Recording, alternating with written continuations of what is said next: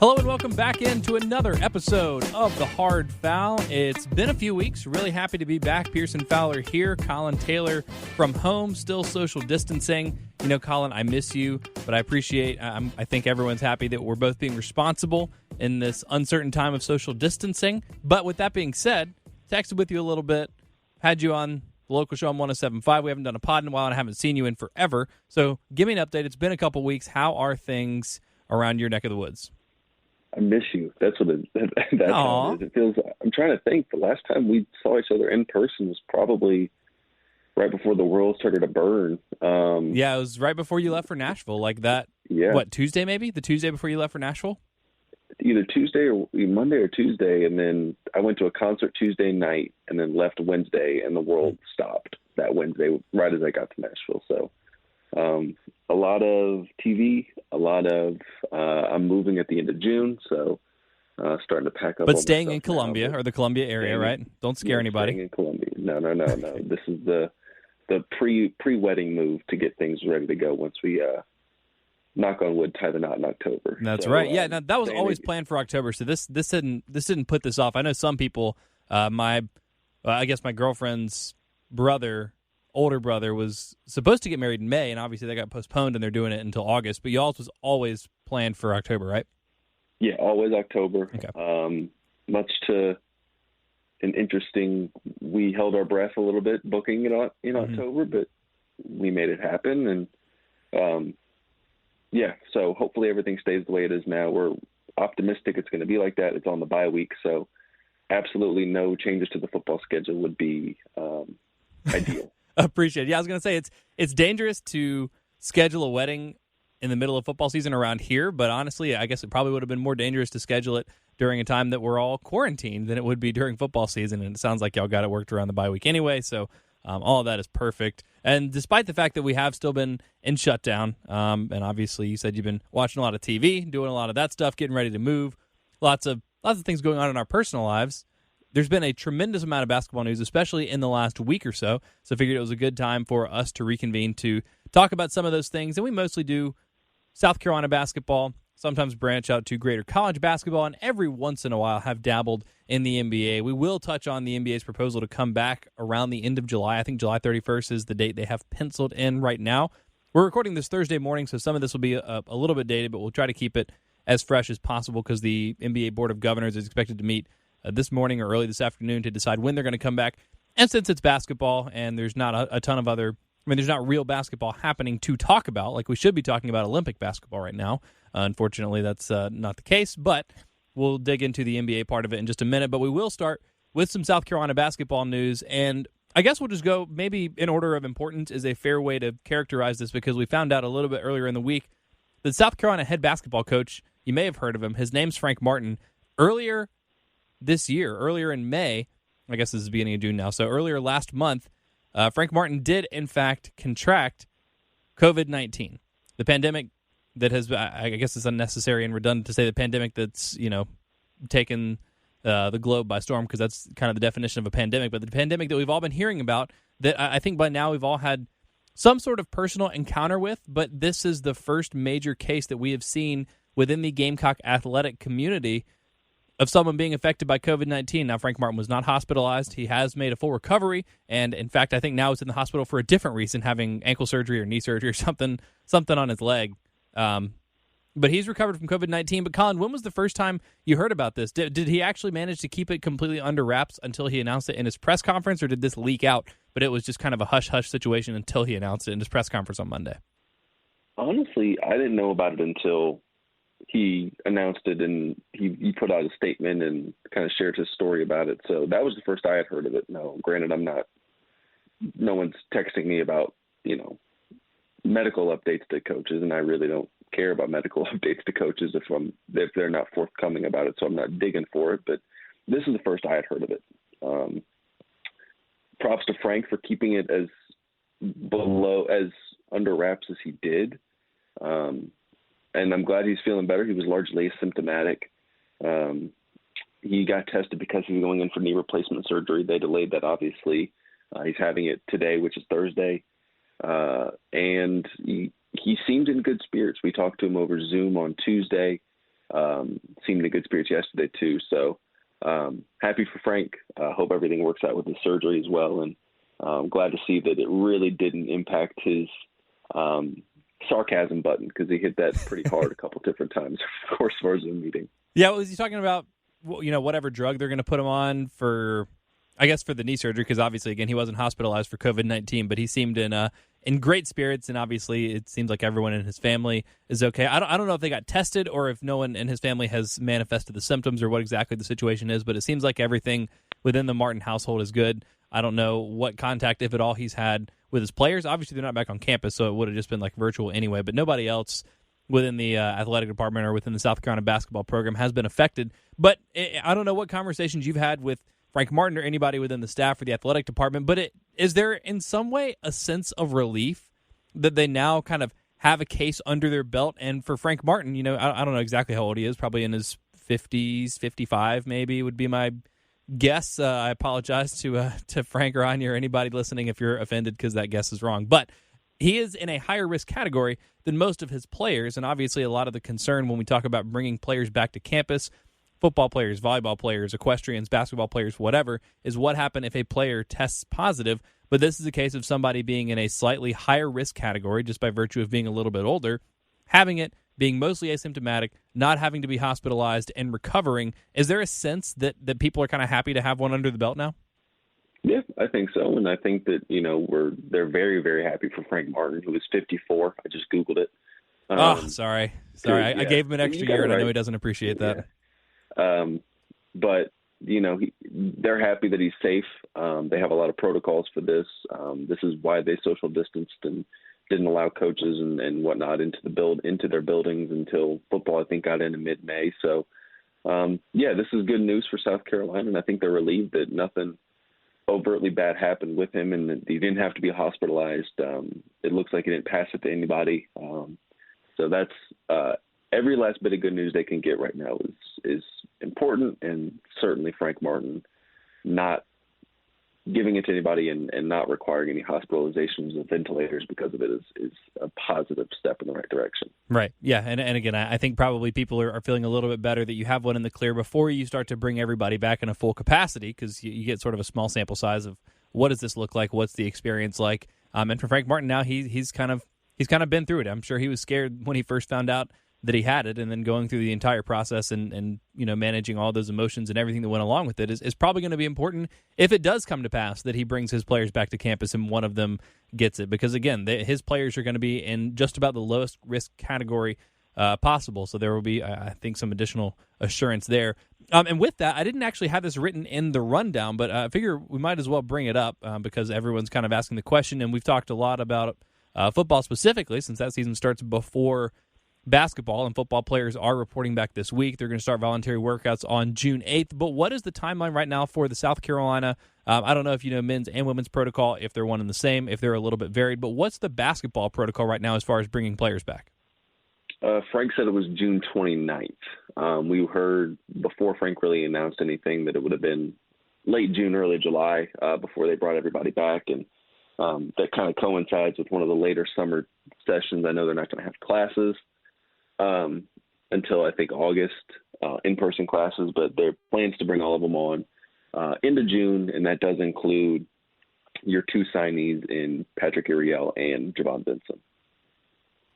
And is there any sense that there's anybody that's expected to, because ultimately, I don't know what the line is, and this has been, I think, one of the tough parts of the conversation when we talk about college athletics as opposed to the pros, because if there's a professional athlete that says, hey, I don't feel comfortable coming back in this setting, it's like, all right, that's your prerogative and this is your job, and we can't necessarily, I don't know, maybe some places, have it in place where they're still going to, have some kind of a contract and still pay players that don't want to come back. But if Tom Brady were to say, actually, you know what, I'm an elder statesman, I'm a, almost an octogenarian, I'm a senior citizen, I don't feel comfortable coming back and playing for Tampa, they would probably have some kind of compensation there, but you can't make them come back and do that. Now, it's a little bit different with college athletes because they're not being paid, they're not represented by a union. These guys are on scholarship, and, first and foremost, these are students of the university. But have you gotten the sense that there are any players that are going to have any qualms about coming back,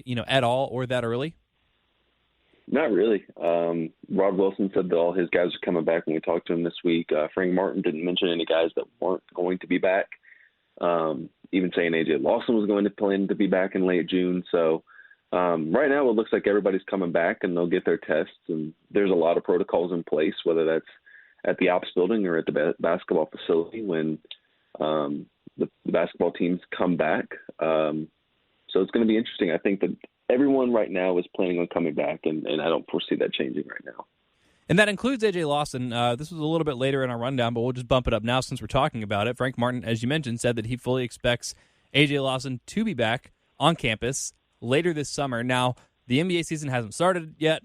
They're going to start on July 31st, or they're looking to start on July 31st. The season's going to go, it won't go any later than, I think, October 12th is the latest day that the last game of the finals could be played. So that's going to put the end of the season somewhere between the end of September and early October, which obviously pushes the season, the draft, free agency, the draft combine, all those things way, way, way, way, way back, running it right up against the college basketball season, which we've never seen before. There's always a latency period, and you always have a long time to essentially have things figured out. You know, even if the NBA season goes as late as it possibly can, if all the series go 7 games, if the finals go 7 games, you still have a lot of time to figure it out. If you're a player to say, hey, I'm going to go to the combine, I'm going to go to the draft, I'm going to mull this over, and then I'm going to have the opportunity to decide, do I come back to college? Do I want to stick in the draft? And there's a lot of time in between for teams then to subsequently figure out what to do. If somebody does somewhat unexpectedly decide to leave early or decides to leave early, go to the draft, go to Europe, go to the G League, go do whatever, you have time to sort of mull over the transfer portal. There's not really that opportunity now because college basketball is going to be starting, I imagine, at around the same time. I don't know if you've heard any updated dates for when the draft combine is going to be or when the draft is going to be or the draft lottery or any of those things, but it's going to be so close that there's not really going to be any time. So we've kind of gone back and forth. It seemed like AJ was going to go, and then the shutdown and not having the ability to meet with teams in person, over the course of the pre-draft process made it seem more likely that he was coming back. Then it seemed like he was at least going to, continue to test the waters.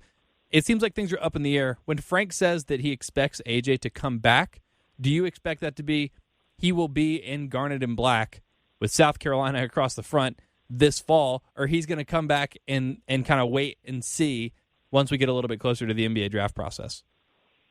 I mean, I think that it's the latter. I mean, I don't think that AJ coming back is 100% a confirmation that he's going to officially come back for his junior year, but I mean, it's a step in the right direction. I mean, he could very easily well say, no, I'm going to stay and work out and do all this, but he wants to come back. He wants to come and work out with his teammates, get in the weight room with Scott Greenwald, who does a great job. It's a step in the right direction, I think, coming back for his junior year. Is that officially set in stone? No. Do I expect A.J. Lawson back for his junior year? Yes. But we're still kind of in a holding pattern right now. I think Woj put out something, or I saw some tweets about you're looking at maybe October for the NBA draft, which could affect. I mean, if that's the case, then it might be August or September before you need to pull your name out. And that's right, obviously, when school starts. So it's going to be interesting to see what they do. I still expect A.J. Lawson back, but until the NBA has a full plan in place, I mean, it's hard to say what he's going to do or when he's going to make his decision because everything's just kind of up in the air right now. Is Carolina internally worried about making the numbers work? Because if AJ goes or if he stays, that is going to affect what's already kind of a tight situation. You mentioned the 2 guys coming in and obviously adding Seventh Woods to a scholarship. He was, transferring sat out last year, but technically a walk-on, was not occupying a scholarship. And I think that was all kind of done with the calculation in mind that A.J. Lawson was going to be leaving, because that was always the expectation. That was the expectation after his freshman year, going into his sophomore year, and even towards the end of the season, even when it didn't seem like it was necessarily the best idea, it still seemed like he was going to pursue that. So, how would Carolina make the numbers work if A.J. does kind of hang on to the last second and then decide to come back?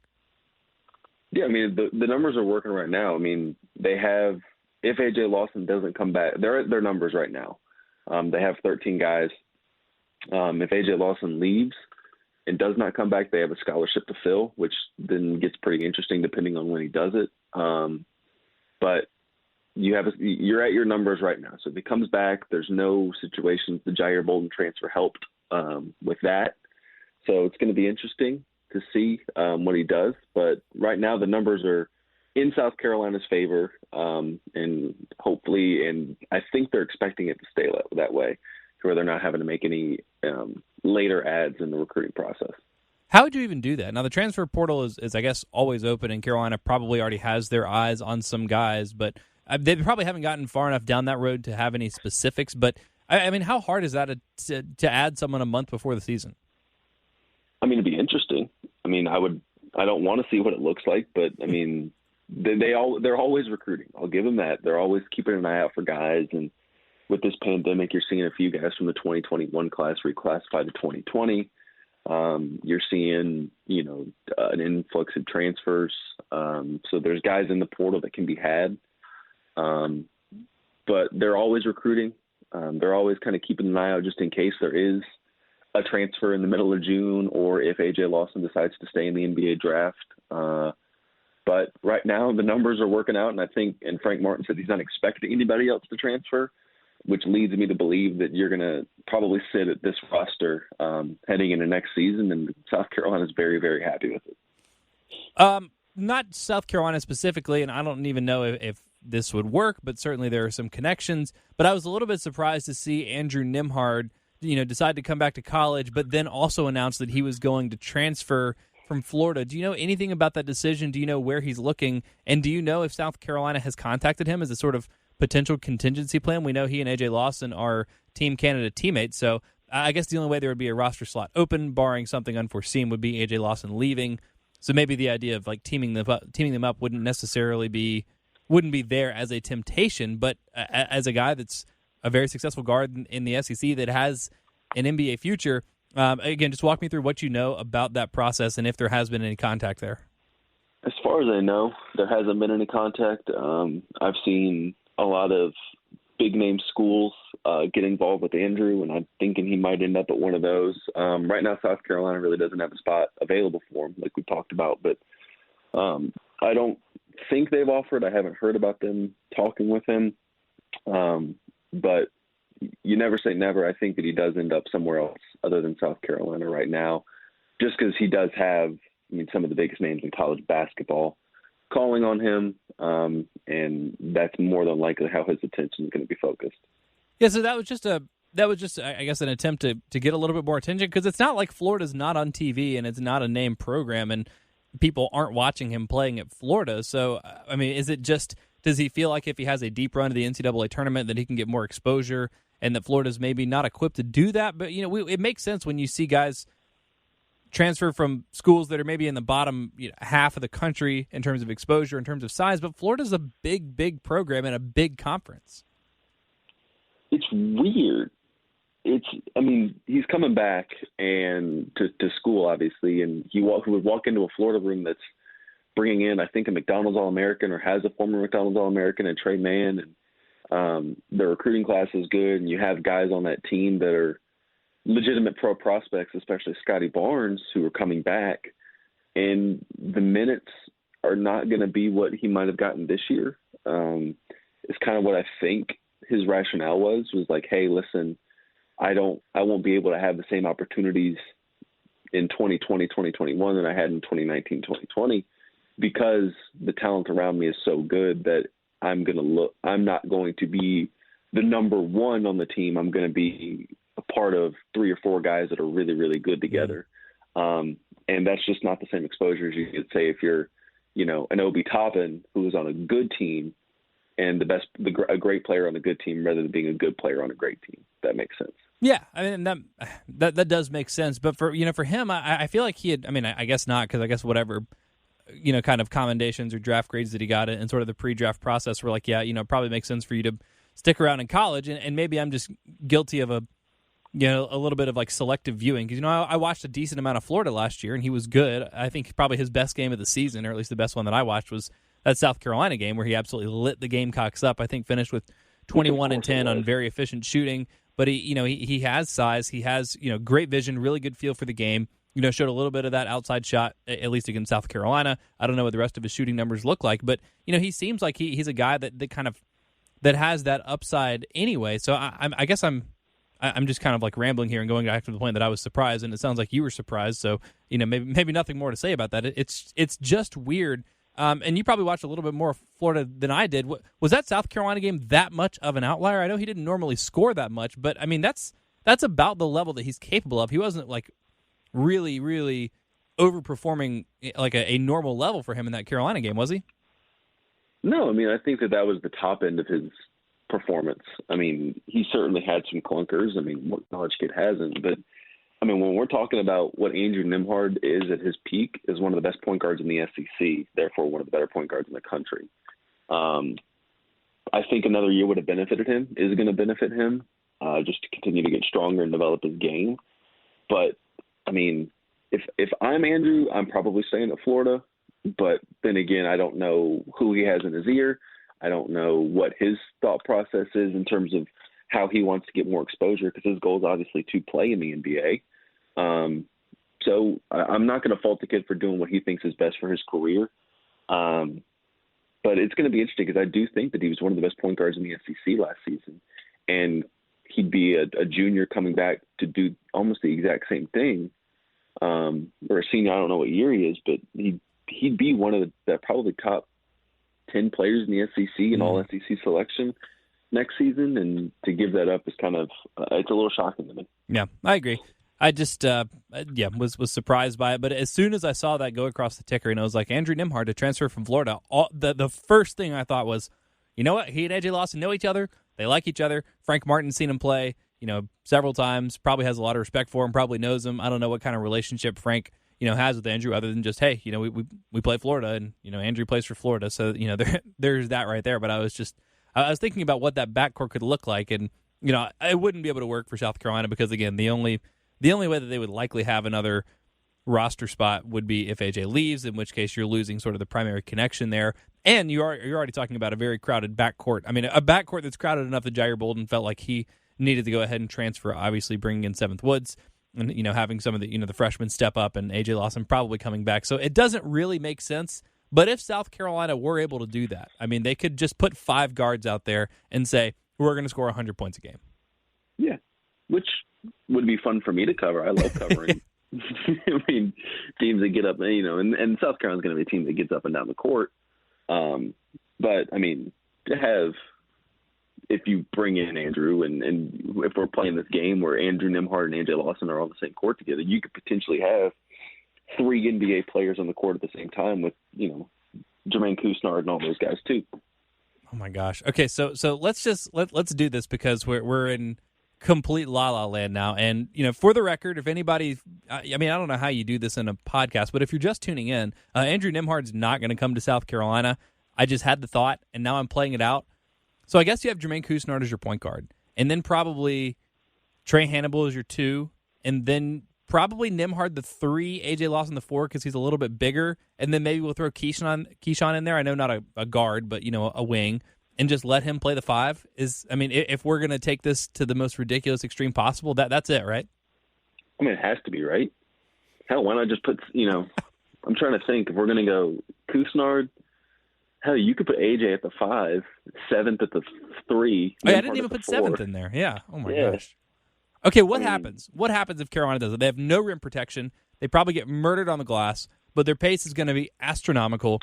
They're going to shoot a lot. What happens if that's South Carolina starting 5 next year? Final 4. I love it. I mean, you can't prove me wrong. You can't convince me otherwise. Yeah. That's awesome. Yeah.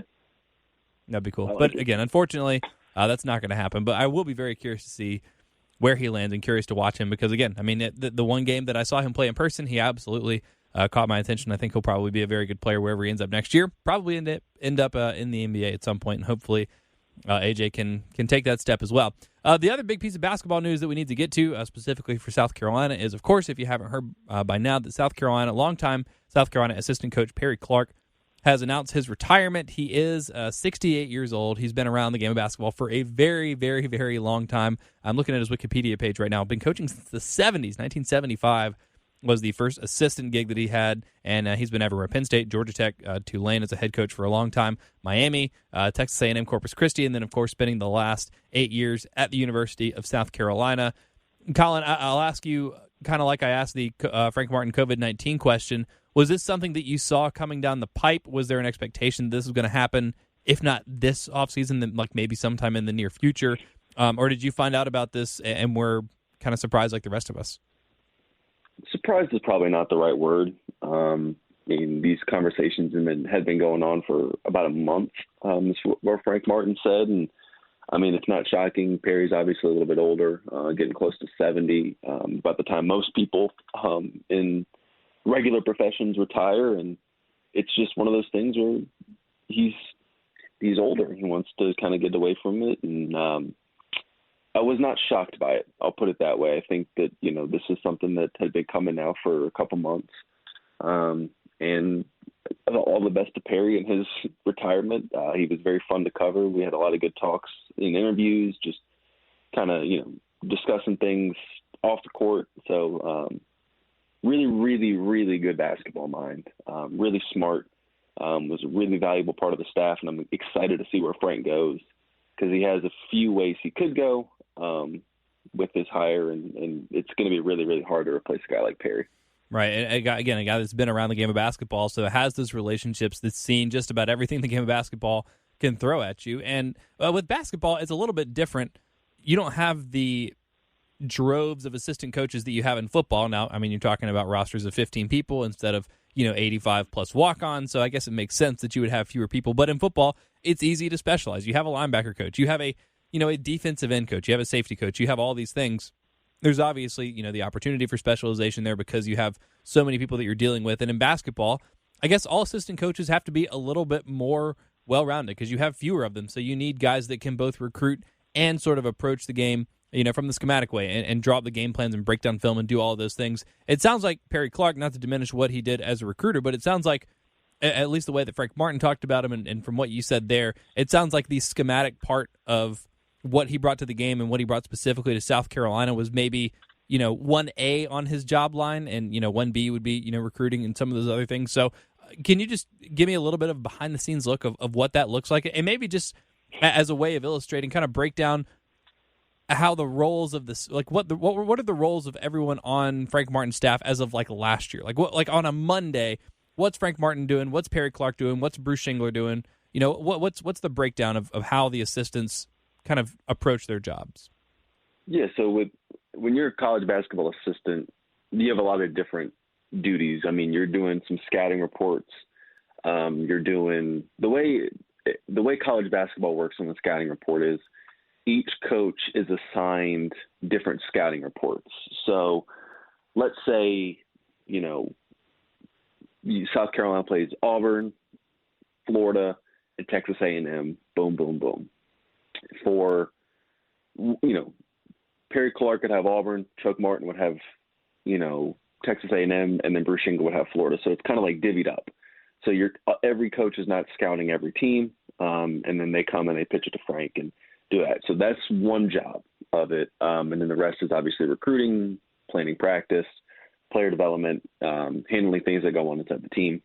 Your typical duties last year, Perry Clark was primarily his main job was scouting. He would do a lot of player evaluation stuff, and Chuck and Bruce would do a lot of the recruiting aspect of things. They were the ones that, built a lot of those relationships. Perry Clark did too.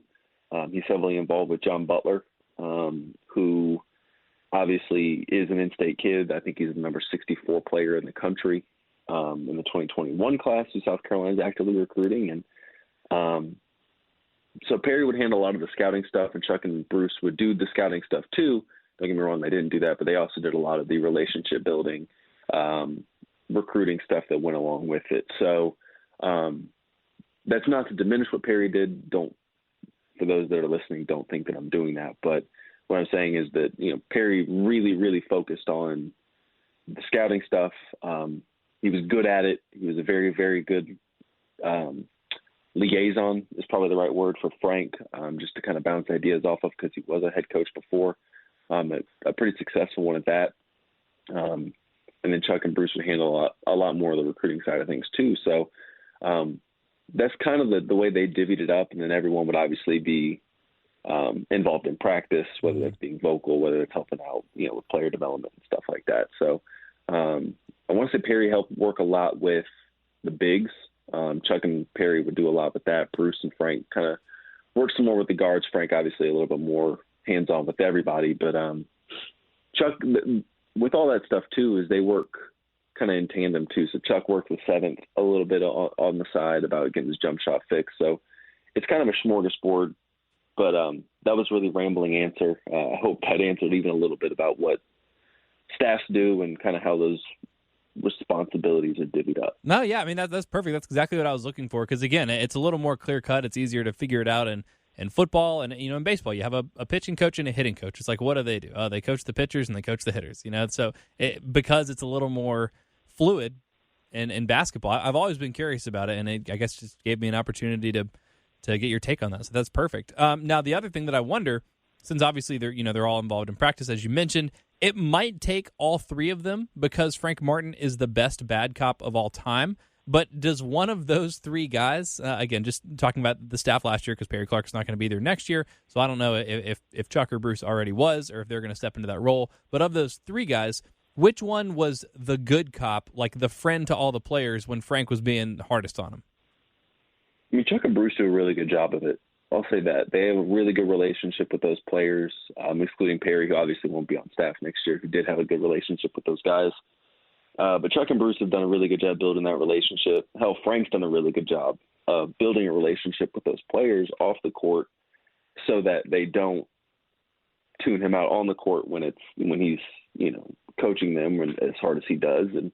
And I think all of them do a pretty good job, Chuck and Bruce especially, of helping out and really coaching these guys and being good cop to them when Frank is getting on them. And I think that helps. I think that Frank's done a good job, too, of building that culture within the program to where a lot of these players who stick around for 2 or 3 or 4 years learn quickly it's not how he's saying it, it's what he's saying. And that really helps go a long way. And you see those guys develop. You see a guy like Jermaine Couisnard, Mike Kotsar develop because these coaches have built such a good relationship, whether that's PC, who's obviously not going to be on staff next year, whether that's Chuck Martin, whether that's Bruce Shingler, or Frank Martin at the head of it all. They do a good job of building those relationships with those guys. And they're all kind of their own good cop and bad cop at the same time. I think every coach has to be.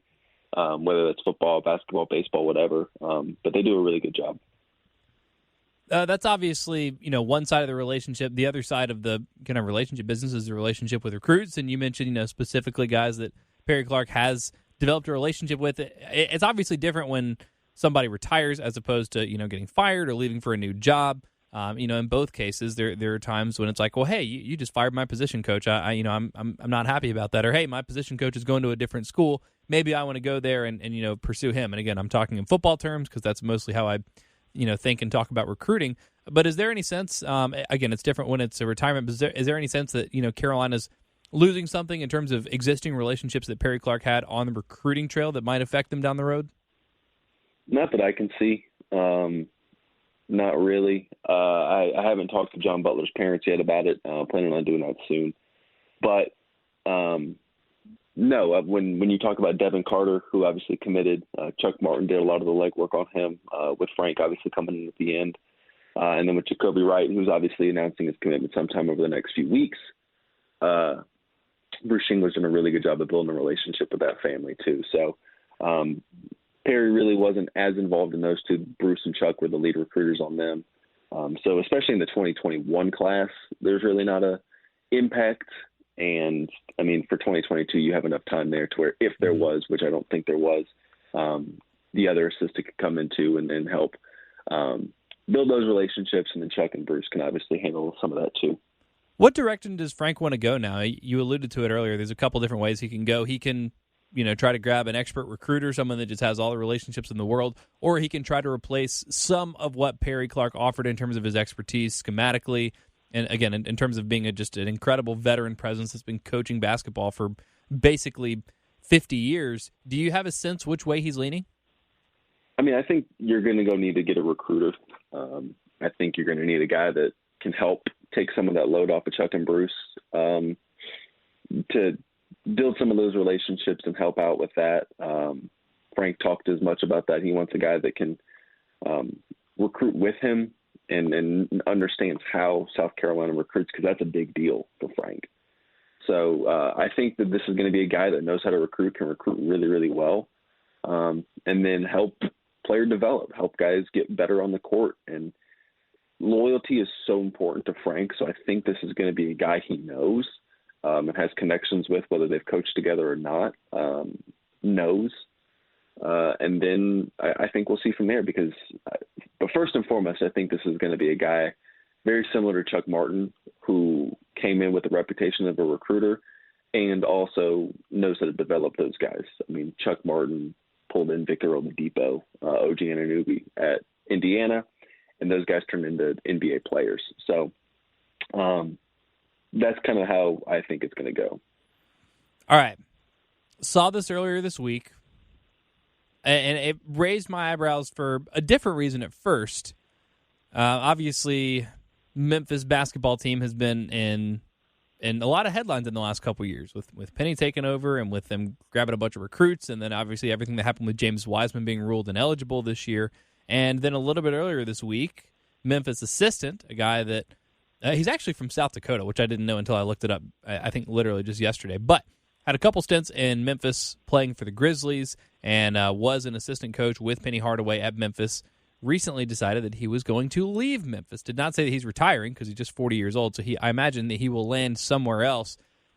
Collyn, tell me why South Carolina's next assistant basketball coach will not be Mike Miller. Frank doesn't have a relationship with Mike Miller, as far as I know. He did play with the Heat, which helps that Miami case, but got Udonis on his side. Yeah. But I think this is going to be a guy that Frank has some pretty serious ties with. Would Mike Miller be a good hire? Sure. But I also think Mike Miller's going to have other opportunities in basketball at other places to make an impact too. And I think with Frank, this assistant hire is so important for him that he's going to go with someone that he knows is so familiar with him and the program that there's not really an adjustment period with it. And I think Mike Miller might be too much of an adjustment period, but who knows? We could be playing this two weeks from now when Mike Miller's your assistant coach and I'm looking like an idiot. But if you had to place money right now, and not even as to whether or not he will end up being the next assistant coach, but do you even think that phone call will be made? I don't know. I don't think that phone call will be made for a couple weeks if right. It's made. I think Frank's already kind of in the stages of knowing who he wants to talk to for this, knowing kind of where he wants to go with it. And I don't know if Mike Miller's necessarily in that top 2 or 3 candidate list. Okay. All right. Well, that's about what I expected. I appreciate you, talking delicately deflating my balloon there. I really didn't even think about that. Like, my only thought was like, there's a lot going on with Memphis. I wonder if Mike Miller's just going to, get out just while there's smoke before they find fire, just to, kind of save himself the PR nightmare that could be. And then it wasn't until Jay said something about it yesterday. I was like, oh my gosh, what if Mike Miller's the next? But and then I was like, yeah, I mean, I don't know if there's much of a connection there. It was South Dakota. He did play at Florida, but that was obviously after Frank Martin had left the state of Florida, and really the only connection there was Udonis. But the other part of it, I was like, well, you know what? I mean, Frank Martin, whether it's high school, whether it's college, whether it's NBA, is an extremely well-respected guy. I mean, universally around the game of basketball. And I understand, like you said, Mike Miller's probably going to get a lot of other big offers. He's going to have his pick of the litter more than likely, especially being a recent player, longtime NBA. He's guys that most of the players that are going to be playing college basketball in the next couple of years will have grown up watching, knowing who he is, probably remember his amazing finals performance, hitting a 3 and whatever that was, Game 6 of the NBA Finals with one shoe on, those kinds of things. They will remember it and probably love to play for Mike Miller. But if Frank Martin called Mike Miller, he's respected enough in the game of basketball that Mike Miller would 100% take that call, right? Oh, yeah. You have to be. I mean, when Frank Martin's calling a guy that's from South Florida, from Miami, where you played, you have to at least field the phone call and listen to what he has to say. Yeah. Okay. All right, good. Well, that's all I needed to know. All right. Yeah. Before we do fully transition to the NBA, that's a little bit of a teaser there. There's one thing that I just remembered you and I have not gotten a chance to talk about yet on the podcast. Oof. It's something you feel very strongly about. I did not prep you for this, so I'm putting you on the spot. But Collyn Taylor, there's been an announcement. I don't know who exactly announced it. I don't know, competition committee, whatever. But basically, somebody in college basketball said, hey, we are changing the net. And you were the first person I thought of as someone that despises the net, as someone that has taught me to despise the net, and I didn't even fully understand how it works. So walk me through what they're changing in the net, and is this a good change, or is this just for optics and you're still going to end up hating it just as much? It is a phenomenal change. I like the net a little bit more now. I'm still not sold on it, but I like it a little bit more. So I'm reading an article, refreshing myself, because I remember reading it when it happened, and I was like, this is really, really smart.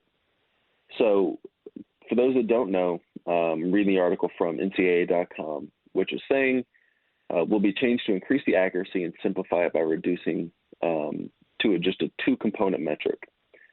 It will include a team value index, which is a result-based feature that rewards teams for beating quality opponents away from home, as well as an adjusted net efficiency rating. So we're not taking into account margin of victory. The things that matter, beating a good team, matter. And then your efficiency as to how you do it, which is smart. There's no winning percentage, adjusted winning percentage, scoring margin, blah, blah, blah. We're talking about efficiency numbers, which are very, very valuable in the game of basketball. And we're talking about if you beat a good team. And then you're getting points for going on the road or going to a neutral site and beating said good team. I really, really like that. I'm excited to see how it's going to be implemented.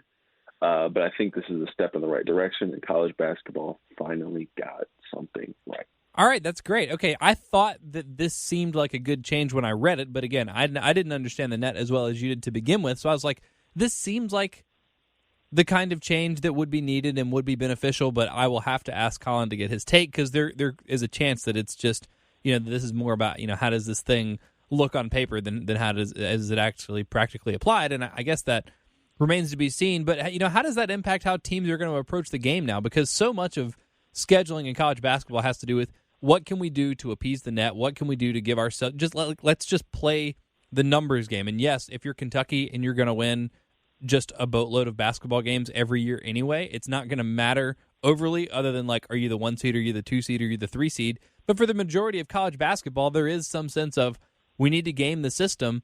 We need to make sure that the numbers are going to tip us in favor of the NCAA tournament, maybe win us a tiebreaker here and there. How do you foresee this affecting how college basketball teams build their schedules? It's going to be interesting. My only real problem with the system right now and this new net is you're sitting there looking at, it's a team value index, which is what they weight things on, and they don't necessarily give you the algorithm for it, which is frustrating. But I think that's in part due to the fact that if a team knows the algorithm, then they're going to try to schedule games that benefit the algorithm's, process. I don't think you're going to see a whole lot of different changes to team scheduling right now, at least this year, just because things are set and you really don't know how it's going to play out. But Frank Martin, it's just one of those things where teams try to schedule the best teams they can because they know that the more good wins you have, the better, regardless of net ranking, regardless of KenPom, whatever you want to call it. Good wins always outweigh everything else. South Carolina was an 18-win team last year and was getting strong consideration for the NCAA tournament, in large part because they beat Arkansas, they beat Virginia, they beat Clemson, they beat. I'm trying to think of the other teams they beat. They beat Kentucky. They had all these good wins, and because of that, they were in the NCAA tournament conversation. So I think you're not going to see a total shift in scheduling, especially this year. But if that algorithm does become public, then you're going to start seeing some teams try to game the system because of it. Okay, so in sort of a simplified fashion, is it fair to say that the new net will reward wins more than it penalizes losses? Yes. Okay. Right now, yes. But bad losses are still never good because right. the net is not the be all end all. And I think that's where people kind of get, so consumed with it that, oh, well, we're 59th in the net and, we're 75th in the net. And, we can't do this. And when in reality, the eye test also matters. That are you playing good basketball in March? Are you playing good basketball in February? And do you have? I mean, bad losses still matter. I mean, South Carolina was in the tournament conversation as an 18-win team, but also if the season ended before and they had a tournament, the NIT or the NCAA tournament at the beginning of March, you were going to be on the outside looking into the NCAA tournament because of some of those bad losses. So that still matters. Don't get me wrong. That you can't lose to Boston and Stetson in the eyes of the net and not take a little bit of a hit because of it. But maybe, I guess, a little more, or I guess it allows for a little more for the committee to do. Like you have this number, but it's not so all-encompassing. Because in some ways it felt like the committee was unnecessary. If it's like the net is everything and we're just going to look at these numbers, and I guess, there's some decisions to be made, some tiebreakers and things like that, but it sounds like this is going to allow for more conversation, which is probably ultimately going to be good. Maybe frustrating if there's a little more subjectivity involved, but in some of those cases, like for South Carolina, it's like, those are some terrible losses, but they've been playing better lately, and they had some injuries there, and those things are I guess going to be allowed to shine through the argument more than just this kind of quote unquote all encompassing number that actually just kind of confused the question more than anything. Yeah, I think that, this kind of puts a number to it. So where you're saying, you're looking at a resume and it's like, okay, well, South Carolina's got a net of this. That must mean they've beaten good teams or they haven't beaten good teams. And you look at their resume and it kind of checks out. So it's just putting a number value on it right now to kind of help guide some decision-making. It's, again, not the be-all, end-all, but I think it's a step in the right direction. Right. Well, that's good. Now, I do have mixed feelings about this now that I've asked you and now that you've said that it's a good thing, because on the one hand, it's great for college basketball and, for South Carolina, hopefully, that this will end up being a better system. But I'm sad because this means in this upcoming season, we probably won't get, as many or any net-based rants on the hard foul. Are you ready to leave that behind? I'm sure I'll find something else to complain about. Okay. I'm pretty good at that. Right, very good. That's all I wanted to hear. I needed a little reassurance. Okay, last thing before we get out of here today, the first, I guess, major important sport in the United States of America, because some things will be back. The Premier League's coming back, and Bundesliga is already back, and there's Korean baseball on TV, and I guess NASCAR's back, maybe some ultimate fighting and things like that. But the first big sport in the United States that's coming back is not Major League Baseball. It's not going to be college football. It's not going to be the NFL. It is going to be the National Basketball Association, which is voting, I think probably as we speak, again, recording this Thursday morning, on a proposal that would bring 22 teams to Orlando to start a regular season, or to resume a regular season July 31st, to play 8 games, and then to have a normal full playoffs, 16 teams, best of 7 playoffs in this sort of Orlando campus. Now, Collyn, I know, bigger college basketball fan than NBA fan, but the intrigue here is high. And what I wanted to approach with you specifically is the idea of a lost home court advantage. Everybody's playing in Orlando, so I guess the only home team is the Orlando Magic, which is kind of funny, but they're not going to be sleeping in their own beds. I think they're probably going to have to sleep in a hotel in Disney World, which is, not the worst thing in the world. I don't think you can complain about that. But for the teams like the Bucks, like the Lakers, like the Clippers, like the Raptors, you worked so hard throughout the course of the regular season to get home court advantage throughout the playoffs, at least until you get to the finals, in which case it was going to be, the Bucks and nobody else. But you lose that now. And so the NBA is trying to come up with a proposal to make some kind of artificial home court advantage. Now, I will ask you first, before we get into some of these contingencies, should the NBA be doing this? Is it important to maintain that slight upper hand for the higher seeds, or should they just let it play out on a neutral court? I'm cool with the neutral court. I think it's smart, just in terms of all the not political climate, but the coronavirus climate going on right now. I saw a great tweet from Omari Senkova, I think is how you say his name. He covers the Pistons for the Free Press up there in Detroit. He said that I think all the home teams should be able to wear sleeveless jerseys, and the away teams or lower seeds wear sleeve jerseys as your home court advantage. So, Sankofa. So I like that idea. I'm also cool with, hey, if you want to you could pick your own hotel rooms for the upper seed. You kind of get first dibs on about everything to kind of give you as much of a competitive advantage as you think you can get. Well, the drafting of the hotels is an actual possible scenario that apparently has been discussed within the NBA, which is amazing. And I'll give you the other ones they've discussed in just a second, but they're not far off necessarily from the sleeve thing, which is hilarious. Although also worth pointing out, I remember when they were trying to make those sleeved jerseys a thing, and I don't remember what year it was exactly. I just remember it was when LeBron was in Cleveland, and there was a game when he got so frustrated with the sleeves, and a lot of the players complained that it sort of restricted their movement going up for jump shots and rebounds and things like that. LeBron literally ripped the sleeves off the side of his jersey. So I don't know how much of a disadvantage or advantage that would end up being if the players just kind of did that and made their own tank top jerseys out of the sleeve jerseys. But all right, as you mentioned, an opportunity to pick which hotel you stay in. That's one of the 5 proposals laid out here in a piece by Dave McMenamin on ESPN.com. If you had to rate that on a scale of 1 to 10, choosing your hotel, how good is that proposal based on entertainment value and also based on, hey, this actually gives a reasonable, I guess, approximation of what home court advantage is like? Oh, give it to me. I'm like 8 or 9 on this one. Okay, good. Because of the content. Could you imagine having to watch like a Lakers Pelicans broadcast where they did a full in-depth story on like them staying in a certain hotel at Disney World?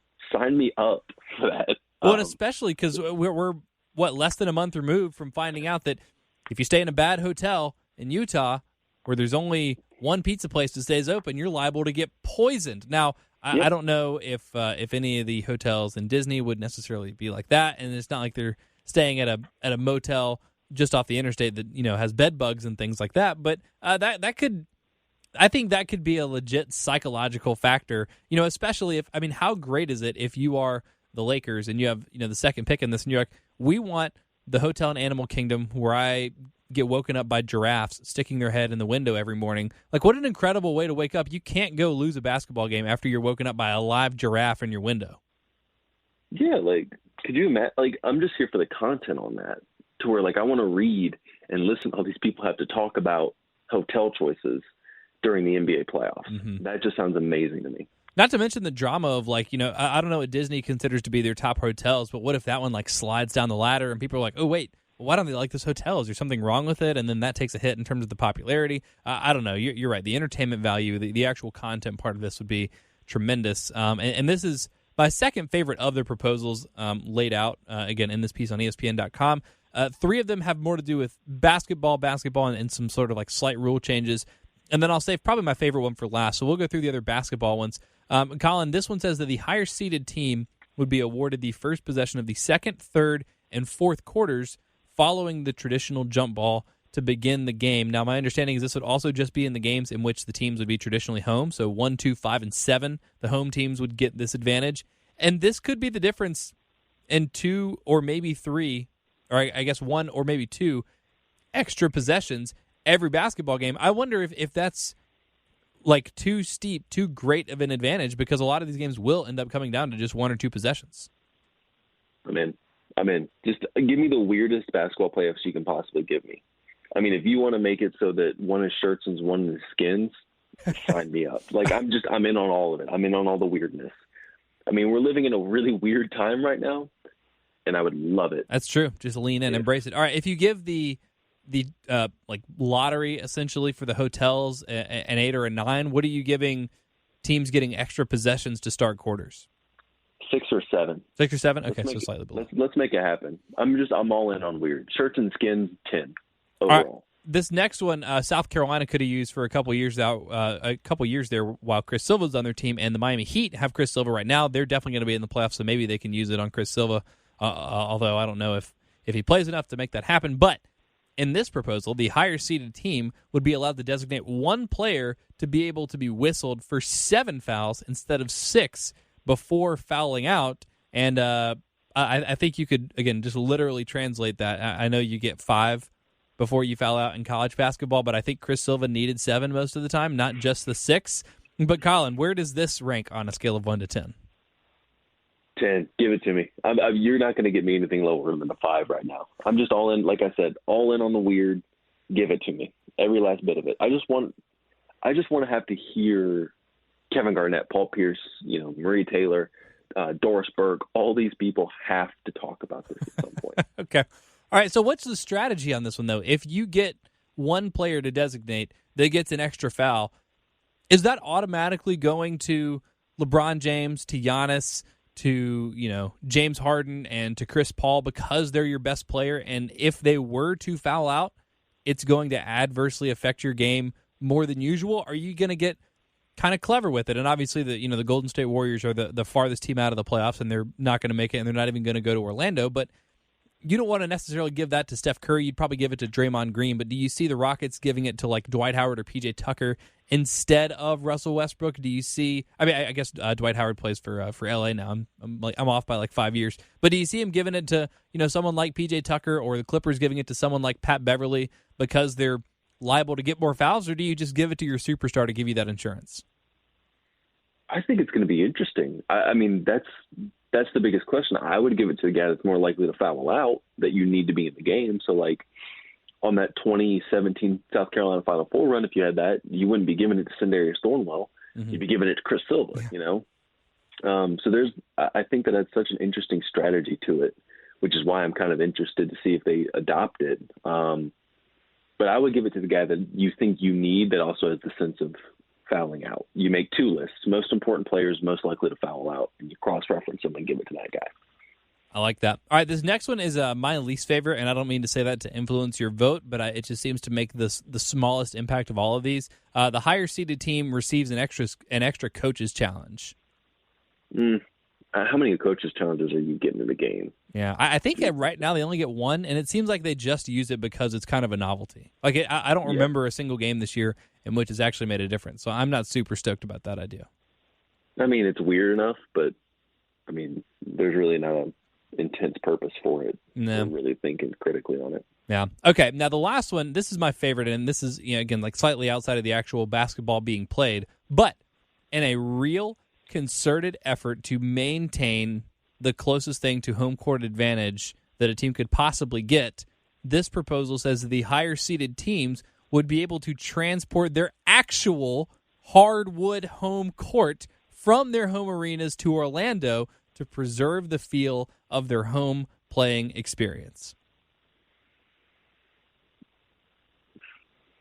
If we're in a weird stage where people are talking about how much money they're going to be losing on all this stuff to ship an entire court somewhere seems counterproductive. Mm-hmm. But you know what? To each their own. And not to mention the people that you would need to bring in to a bubble situation in which you're trying to social distance as much as possible. And for all the talk of money being lost, hire those people and pay those people to install the court. And it seems like, again, I don't have a full understanding of what the schedule exactly is going to look like, but my understanding is there will be 3 and 4 games played a day on a given court. So having to change that after every single game seems like an impossible, like a prohibitive amount of work. But if they were able to do this, if they found a way to do it that made sense financially, that made sense logistically, I am in full support of this. I think this is my favorite of all 5 of these proposals, even the hotel lottery, because this actually does literally preserve home court. And there probably is some familiarity, and you've talked to a lot more basketball players than I have in my life, so you may have some insight on this. But I feel like the feel of your actual home court, even if it's in a different arena, that would for sure be weird. That might bug you out a little bit because you're like, wait, I'm standing here, but I'm looking at something different. But in terms of knowing the spots on your floor, it's like, oh, there's this little mark on our court that I just happen to notice, and I that's where I try to get for my jump shot, or just kind of that feel. I think does probably add something to the home team. Not to mention, for all of us watching at home, it would feel a little bit more like a normal playoffs because instead of focusing on the empty arena, I'm like, oh, cool, there's that cool old school Celtics floor, or oh, okay, that's the Laker court, and I can just kind of pretend in my brain based on the visual cues that we're watching a normal NBA playoffs. I mean, I think that helps. I think the more important part of it's, your sight lines, because every court's obviously different with your sight lines when you go up for a shot, so it's going to be interesting. Yeah, I'm not opposed to it. I just think it's a lot of money to ship a court across the country for the Lakers, or ship it somewhere that maybe money that could go to better fund different things. But who knows? Yeah, that's probably true. Do you know anything about the specifics and sort of the mechanics of that? Like at the Colonial Life Arena, they have the court. I don't know if they have like another one stored underneath. Obviously, at a lot of arenas around the country, they'll have like ice stored underneath. I guess they probably don't have that for the Colonial Life Arena, although they do have Disney on Ice there sometimes, I think, and different things on ice. So do you know how long that takes? What it's looked like, how it's built, anything like that, I guess specifically for South Carolina? I mean, it's obviously in pieces. They have guys that come in and they store it places. Is it like a million pieces, though, or is it like five giant pieces? It's a lot of different pieces. It's not a million, but it's not 2 or 3. Okay. They kind of hook together, and so it's not just, it's a process. It's an hours-long process it takes to dismantle and put together a court. So that's the issue with it, is that it would cause so many delays to do it. I'm sure if you really, really had it, you could do it in an hour, but that takes a lot of time and a lot of manpower to do it. But at Colonial Life, it's just concrete underneath it. Oh, really? Okay. Yeah, so it's not. And then when you have like a Disney on Ice, they bring in their ice, or I could be completely wrong in that regard, but the floor at Colonial Life is a gray concrete. Okay, so they just take the court out and then put the ice on top of the concrete in place of where the court was. I think so. That makes sense. I could be completely wrong in that. Nah, that sounds probably right. I'm disappointed because I really wanted this to happen, and it hasn't. So I guess of these, I'm probably just going to keep voting for.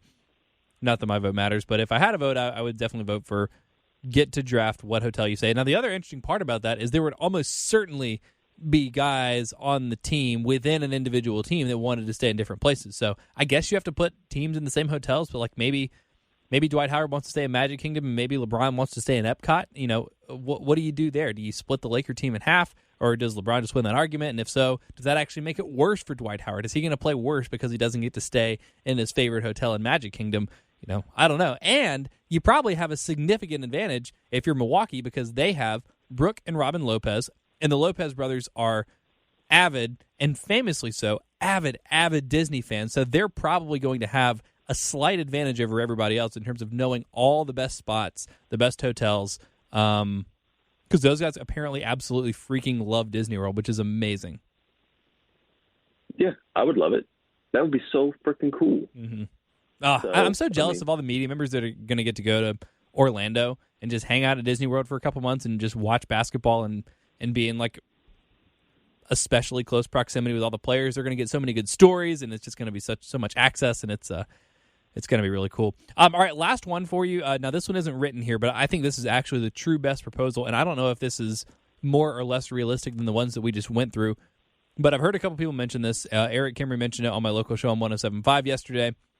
The idea of reseeding the playoffs 1-16 regardless of conference, and then going through and letting the higher seeds pick their opponent for whatever round of the playoffs. And you shuffle it again, and okay, we eliminated 8 teams. We have 8 teams, now we reseed. The number 1 overall seed that's left gets to then pick their opponent for the second round. The storylines in terms of people getting pissed off because another team picked them, it's like, oh, we want to play you. It's like, wow, you think we suck? I think this is the best case scenario for a lot of reasons, but primarily, I just think the entertainment value would be extraordinary. Yeah, if we're talking about content, that's content right there. I would tune in to watch that draft. That, pick 'em, give me that every day of the week. I like that. And I don't know how fair it is to people, but I like it a lot. I mean, there has to be some reward for winning a lot of regular season games, and I hope they'll come up with something. Yeah, other than, picking your hotel, which can help, but on the court, less so. Yeah. Sure, I like it. Let's do it. Cool, very good. Well, we will be back on another podcast, and we'll have more concrete plans because, again, the NBA Board of Governors is meeting probably as we speak. We'll have some kind of update later this afternoon. Probably by the time you're listening to this podcast, you will know, but it seems like the NBA is going to be the first major sport back. I'm very excited to have basketball back. I also just love the NBA, and all of this just means that we're continuing to get back to normal as quarantine I guess, eases in different places around the country. Businesses start to open up. Different things start to open up. The zoo is open up here in Columbia. I've been a couple times. That's been nice. Things are getting back to normal. I think once the NBA gets back, it will feel even more like things are continuing to get back to normal, at least in terms of the sports world and at least in terms of COVID-19. But anyway, that's all the basketball. Can't believe we got to everything today. Collyn, thank you so much. You were on it. You were ready for everything, even all the curveballs that I didn't tell you we were going to talk about. So I appreciate your professionalism and constant, I don't know, the way you keep up with information. I'm impressed with all that. And I'm very glad that the net's going to be good and all this stuff. And this has been good because, yeah, I've missed you during this. So appreciate it, man. Great stuff as always. I appreciate that. And I hope everyone's staying safe and keeping tabs on each other and staying as mentally healthy as you possibly can during this entire weird 3-month pandemic quarantine thing. No, that's a big part of it. Eat well, get outside, exercise, all those things. Great for mental health. So, Collyn, hopefully you and I will see each other again in person. And all of y'all continue to follow Collyn on Twitter if you don't already, at Collyn Taylor with a Y. Read him on Gamecock Central. A lot of the stuff that we talked about today, he's got great write-ups, including breaking down Perry Clark's retirement, what Frank Martin wants in his next assistant. That was published yesterday on GamecockCentral.com. He publishes stuff pretty much every 5 hours, so just tune in to GamecockCentral.com, be a subscriber there so you can read all of Collyn's insights on everything that he covers on the site. As far as this podcast, that's free. All we ask that you do is rate, review, and subscribe. That's a great way to support the podcast, so please do that. Thank you all so much for listening, and we'll talk to you next time.